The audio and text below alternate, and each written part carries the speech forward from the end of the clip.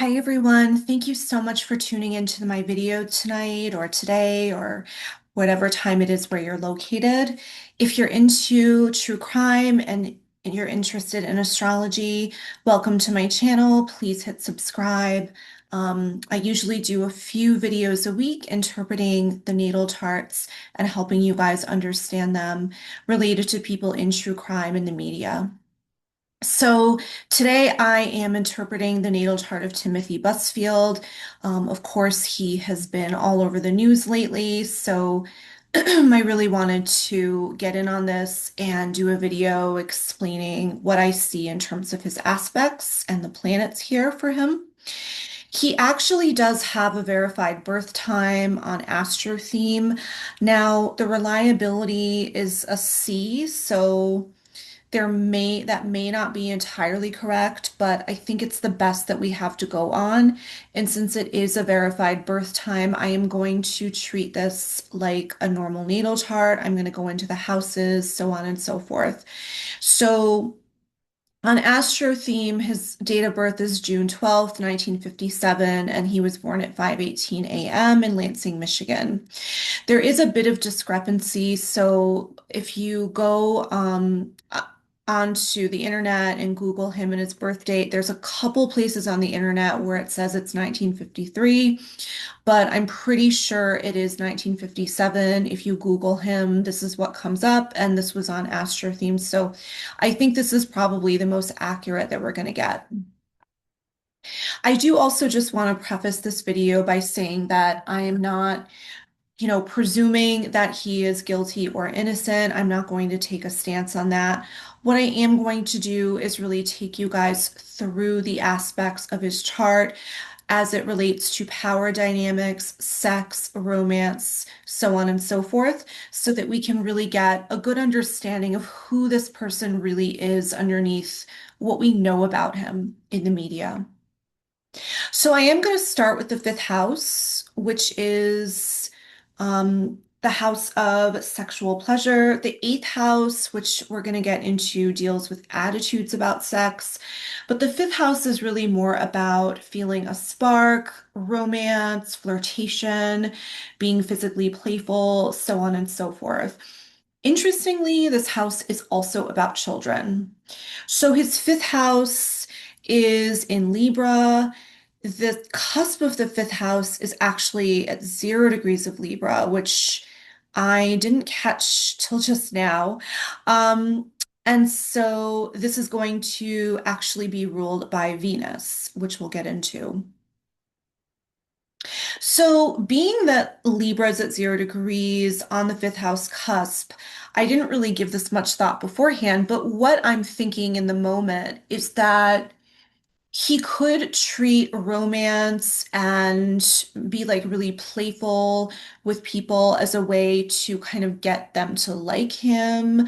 Um, but it's at 0 degrees, so he may not be very good at it. He may not be as skilled at it as he'd like to be. But this does tell us that, he does use romance, flirtation, sex as perhaps kind of an opening to try and get some sort of validation, to try and, get this person to really like him, to buy into him, to want to spend time with him, so on and so forth. Um, Now, I do really want to talk about the fact that Neptune is also at 0 degrees in Scorpio in the fifth house.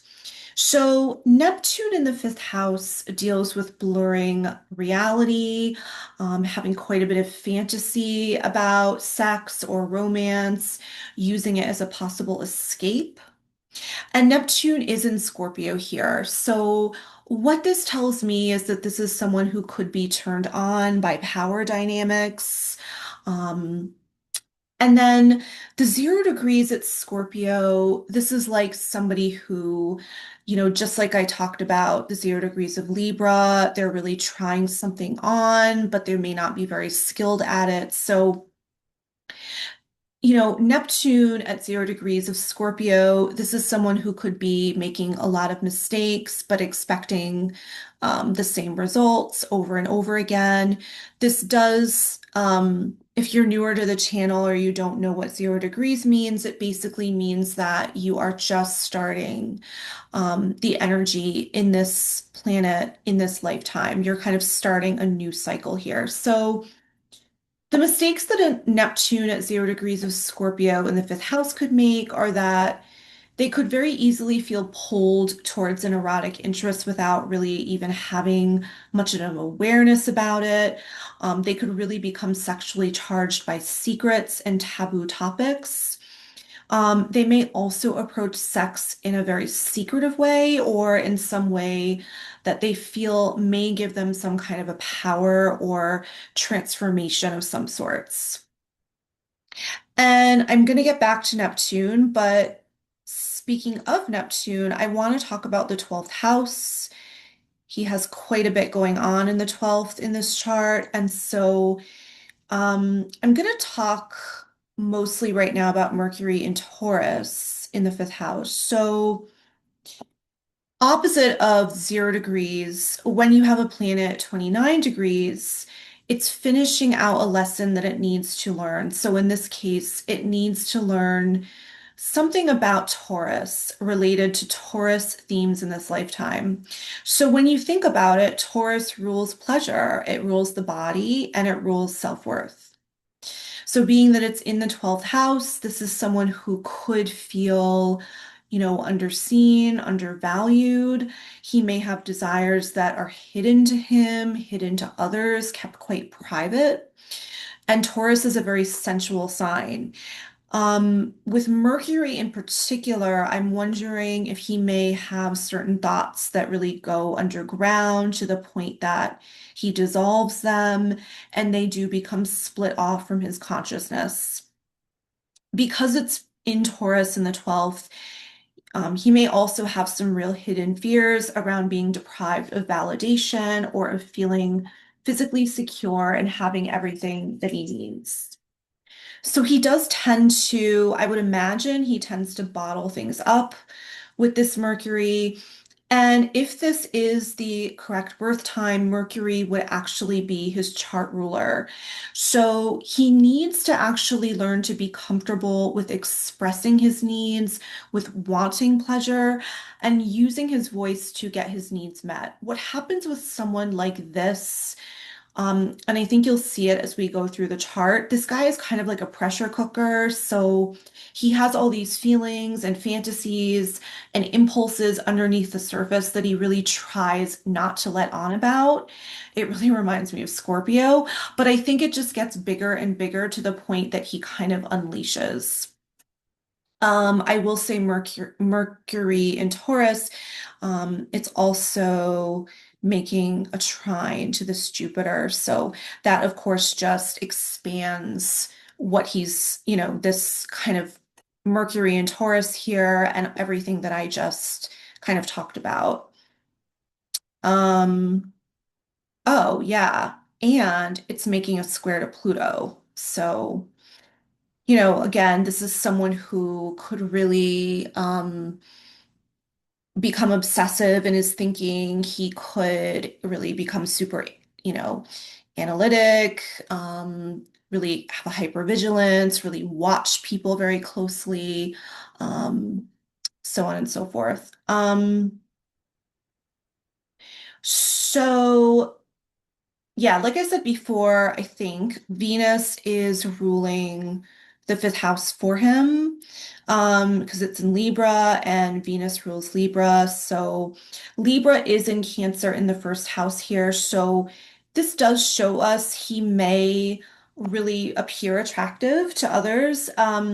It's Venus in Cancer, so being that it's in the first house, I wouldn't be surprised if he does do some kind of grooming with people, in order to get them to warm up to him, to really get them to like him. But again, we do see the Libra at 0 degrees on the fifth house cusp. So the really interesting thing about Venus in Cancer, which some people may not know, is that Venus in Cancer has a strong appetite for sex or for love, but they don't usually tend to satisfy their cravings on a consistent basis. And that could be because they could be reluctant to let a partner know what they need. And that, of course, goes back to Mercury and Taurus in the 12th house as well. And by the way, if you have your Venus in Cancer and that doesn't, you don't relate to that, that could very well be the case. So, this Venus, it is making a trine to Neptune, which I'm going to talk about. But it's really not doing much of anything else. It's making an inconjunct to Saturn, but it's not doing a lot.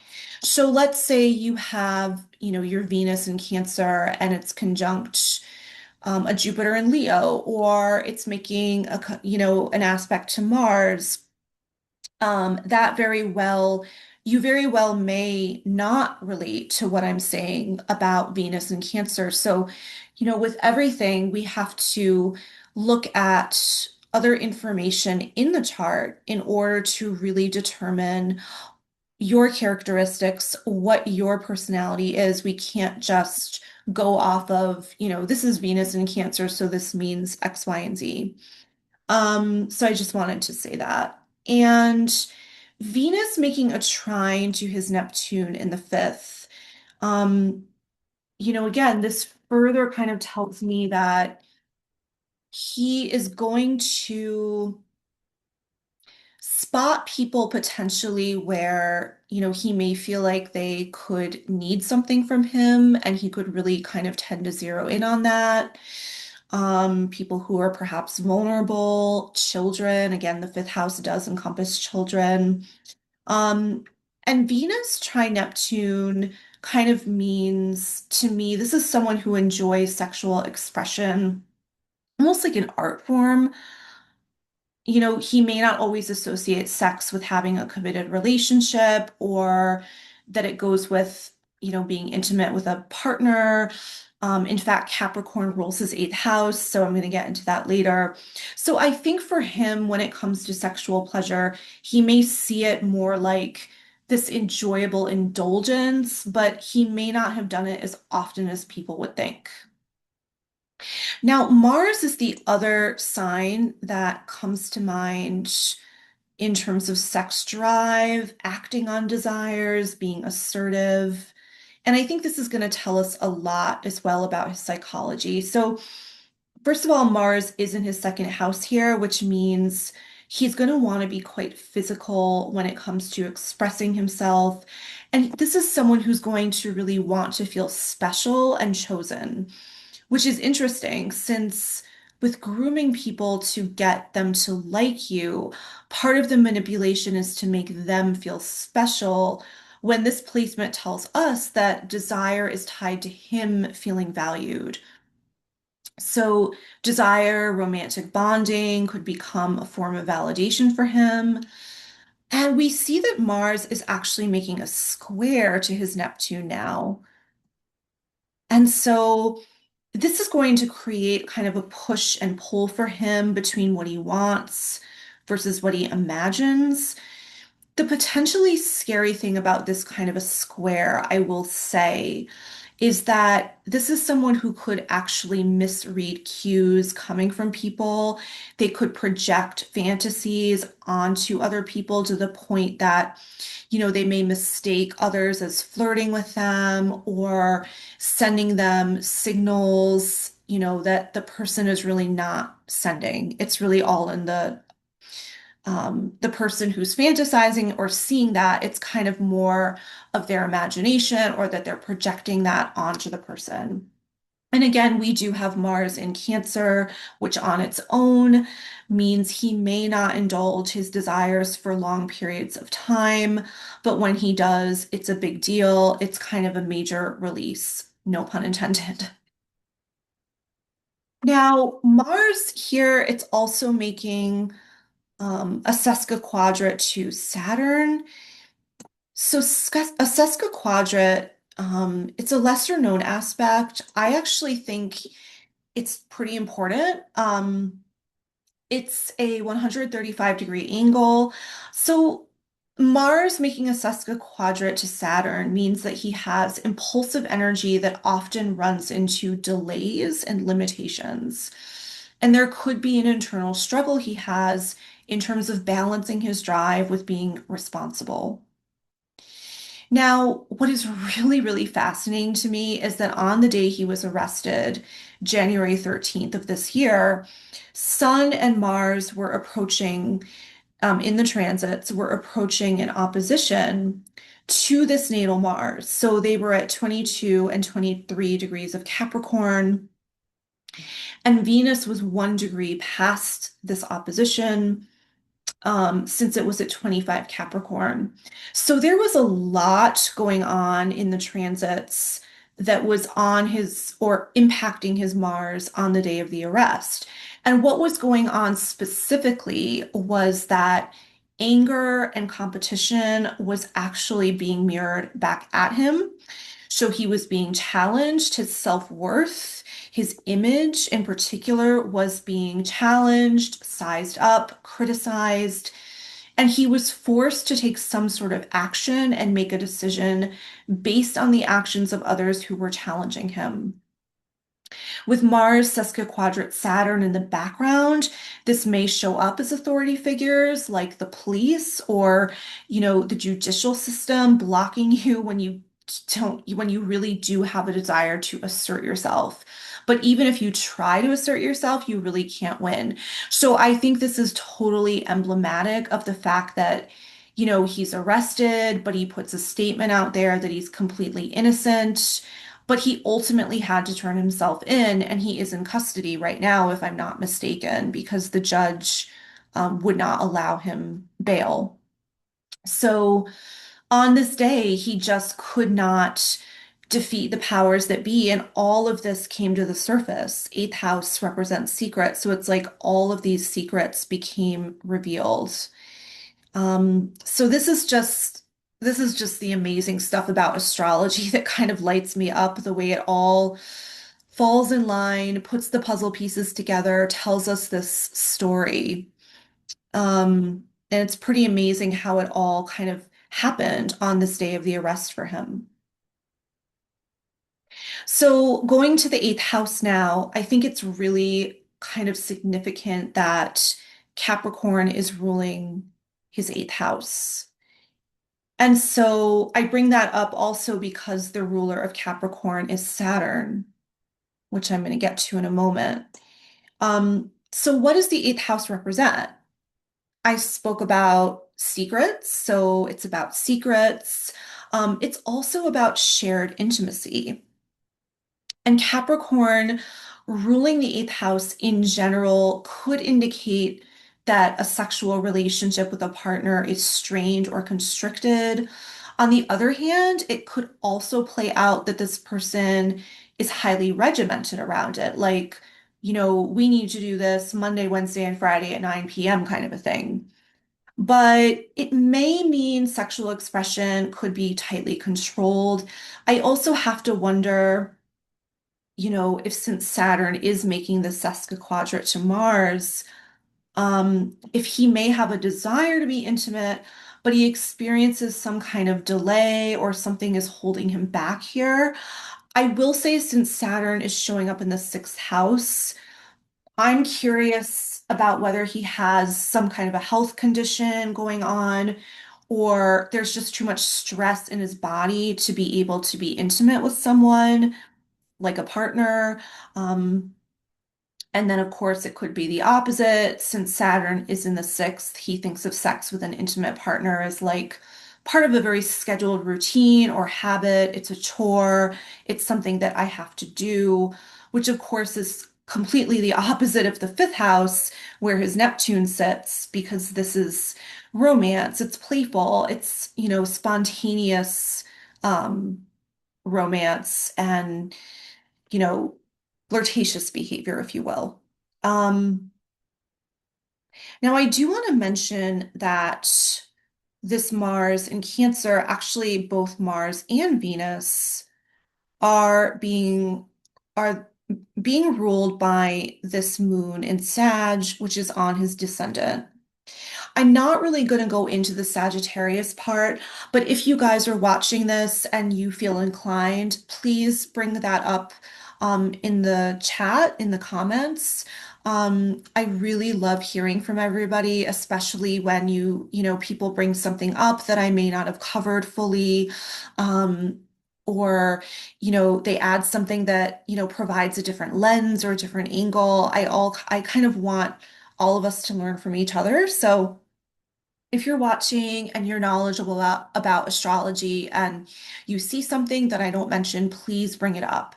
Um, but I'm bringing up the moon on his descendant here because, again, Mars and Venus, the two kind of planets dealing with sex, sexual desire, action when it comes to sex, are being ruled by this moon on the descendant. So, what this tells me is that,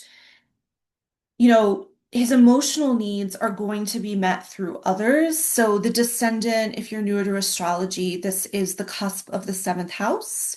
And this represents our one-to-one relationships and partnerships. So his emotional needs are largely probably going to be met through others. He, again, has a tendency to seek validation externally. The fact that I think Mars is being ruled by this moon and it's speaking to the Mars and Venus are speaking to the moon can describe how his emotional needs are being acted out through others, especially in unequal relationships where there is an imbalance of power. So he could also seek emotional regulation, through trying to control others. Um, in a romantic situation, perhaps he could also use emotional bonding to really try and get close to people. And he may act out his emotional needs through relational dynamics where he does feel a sense of power. Now, the moon is making a direct opposition to the sun at 21 Gemini, and this is on his ascendant. This is really important. This is also making a T square to Jupiter. This is Jupiter, this little four.